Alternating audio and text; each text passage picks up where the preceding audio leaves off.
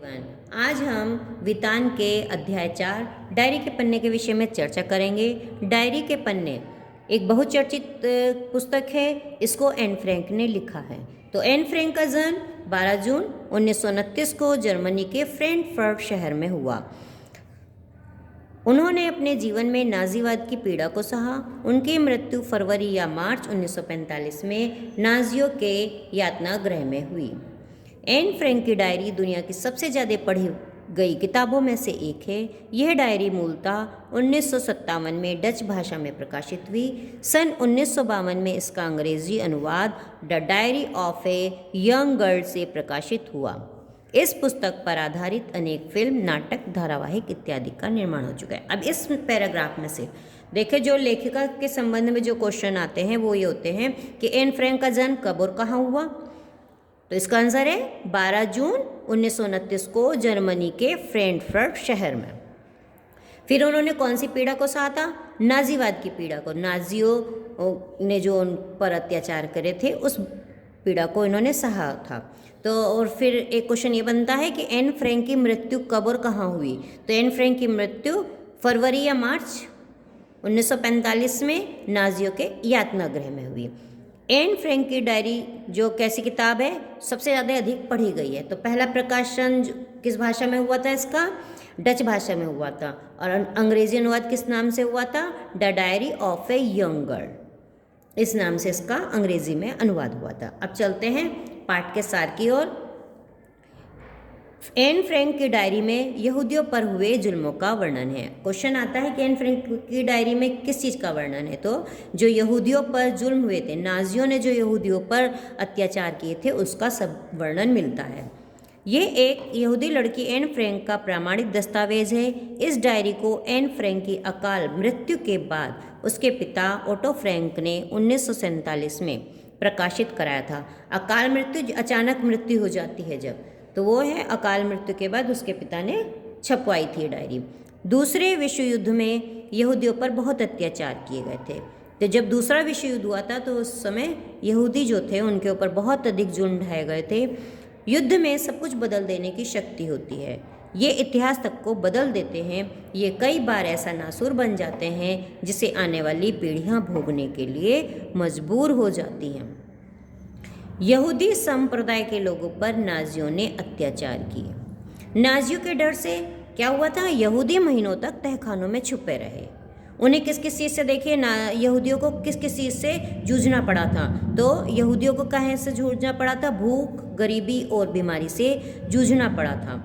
और नाजियों के हाथों में आते ही उनकी मौत निश्चित थी। ऐसे कठिन समय में दो यहूदी परिवार 2 साल तक एक गुप्तावास में छिपे रहे। तो ऐसे समय में कौन दो यहूदी परिवार थे जो गुप्तावास में छिपे रहे थे? इनमें से एक था फ्रैंक परिवार।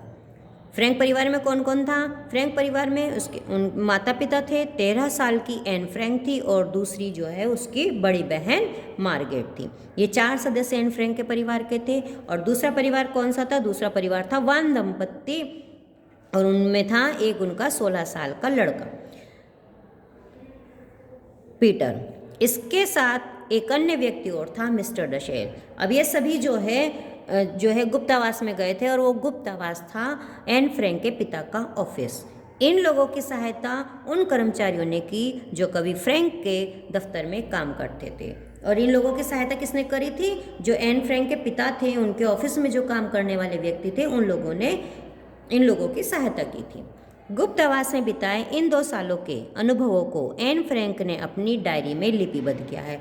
और जब ये उस समय 2 साल जो है वहाँ ऑफिस में छुपे रहे थे, कार्यालय में मतलब छुपे रहे थे, तो वहाँ पर जो उसे एन फ्रैंक को अनुभव हुए थे वो उसने इस डायरी में लिखे हैं। उसने डर, आतंक, भूख, गरीबी, प्यास, मानवीयता, प्रेम, घृणा, पकड़े जाने का खौफ इत्यादि का जीवंत वर्णन किया है। इस डायरी में जो है उसने जो डर था, आतंक था, भूख, गरीबी, प्यास, इन सभी चीज़ों का जो है वर्णन किया गया है। उसने पहली बार 8 जुलाई 1942 को लिखा। इस डायरी में 2 जून से 1 अगस्त 1944 तक के यहूदियों पर वे ढाए जुल्मों का दस्तावेज है। अभी देखिए, पहली बार डायरी उसने कब लिखी थी? इसमें 8 जुलाई 1942 को लिखी थी। और जो कब से कौन सी तारीख से शुरू शुरू थी 2 जून 1 अगस्त, 2 जून से 1 अगस्त तक का जो वर्णन है इसमें मिलेगा। अपने खिलौने किट्टी को संबोधित करते हुए वह लिखती है कि उसे ऐसा लगता है मानो सारी दुनिया उलट पुलट चुकी है। और इस डायरी में उसने किसे संबोधित किया है? किसी और को नहीं संबोधित किया। उसने जो है उसको उपहार में एक किट्टी मिली थी, एक डॉल मिली हुई थी उसने उसे संबोधित करते हुए पूरी डायरी को लिखा है। मार्गरेट एन को आकर बताती है कि पापा को ASS से बुलावा आया है। यह सुनकर एन काँप जाती है। वह ऐसे बुलावे का अर्थ अच्छी तरह जानती है। जब उसे मार्गरेट ने आके बताया था कि पापा को बुलावा आ गया है तो वो डर गई थी, क्योंकि वो जानती थी कि उसके बाद क्या होता है। तो ऐसे इसके बाद उन्होंने अज्ञातवास जाने के लिए चीज़ें समेटना शुरू कर दिया था। मार्गरेट ने भी उनकी मदद की। वे किसी तरह छुपते छुपते अज्ञातवास पहुँचे। तो जो है वो लोग जो है छुपते छिपाते पापा के ऑफिस में चले गए थे। वहाँ वान और उनका बेटा पीटर भी था। जब वो वहाँ पहुँचे तो वहाँ पर वान और उनका बेटा पीटर पहले से ही मौजूद था। उनके छिपने की जगह पापा के दफ्तर में थी। यहाँ पे दे दिया, देखिए कि जहाँ कहाँ छिपे थे वो पापा के दफ्तर में थे, इसलिए उन पर कोई शक नहीं कर सकता था। 10 जुलाई को सारा दिन काम में बीत गया। फिर नेक्स्ट चलते हैं आगे। 28 नवंबर को एन ने लिखा है कि वह किस तरह समय बिताती है तथा उसे कौन सा डर हमेशा सताता रहता था। कौन सा डर हमेशा सताता रहता था? कि कहीं हम पकड़े न जाएं, कि पता न चल जाए। तो ये डर उन्हें सताता रहता था। 23 जनवरी 1944 को उसने बताया कि उसे राजसी परिवार की वंशावली में रुचि हो गई है। वह रविवार को सभी फिल्मी समीक्षाएं पढ़कर या तस्वीरें देखकर दिन गुजार देती है। अब इसमें उसने दिया है कि 23 जनवरी को उसे किस चीज़ का शौक हो गया था? कि जो राज परिवार के लोग थे उनके बारे में जानने में रुचि हो गई थी। और जो है वो संडे का दिन कैसे बिताती थी? संडे का दिन या तो फिल्मों के बारे में बातें करके या फिर फोटो देखकर बिता देती थी। 28 जनवरी 1944 को लिखी डायरी में एन बताती है कि वह मिसेस वांदान की हर कहानी को कई बार सुनकर ऊब चुकी है और मिस्टर डसेल भी पुराना राग लापते रहते हैं। वो घोड़ों की दौड़, लीक करती नावों और 4 साल की उम्र में तैरने की बातें करते हैं। अभी आएगा ना, क्वेश्चन आ सकता है कि मिस्टर डसेल किस किस चीज़ के बारे में बातें करते थे? घोड़ों की दौड़ के बारे में, नाव जो लीक करती हुई नाव होती उनके बारे में, और 4 साल की उम्र में वो तैरने की बातें करते रहते थे। 29 मार्च 1944 को लिखे पृष्ठों में एन ने बताया कि कैबिनेट मंत्री मिस्टर बोल्केस्टीन ने लंदन से डच भाषा प्रसारण में घोषणाएं की हैं। घोषणाएं क्या हैं? क्या घोषणाएं की थी उन्होंने? कि उन्होंने कहा कि युद्ध के बाद युद्ध का वर्णन करने वाली डायरियों तथा पन्नों का संग्रह किया जाएगा। कि उन्होंने ये कहा था कि युद्ध के बाद, जब युद्ध समाप्त हो जाएगा तो उसके बाद जो डायरियाँ लिखी हुई होंगी इस समय की और जो पेज होंगे लिखे हुए उनको इकट्ठा किया जाएगा। यह सुनकर एन रोमांचित हो जाती है, मतलब खुश हो जाती है।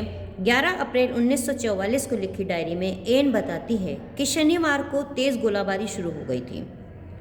वो अपनी छत पर थी तो वो वहाँ से नहीं उतरी और जब तक उसने तेज़ धमाका नहीं सुना तब तक वो उसके जो है चेहरे के रंग उड़े हुए थे। और पापा ने फिर उन्हें जल्दी नीचे आने को कहा तो वो फिर नीचे उतर के आई थी।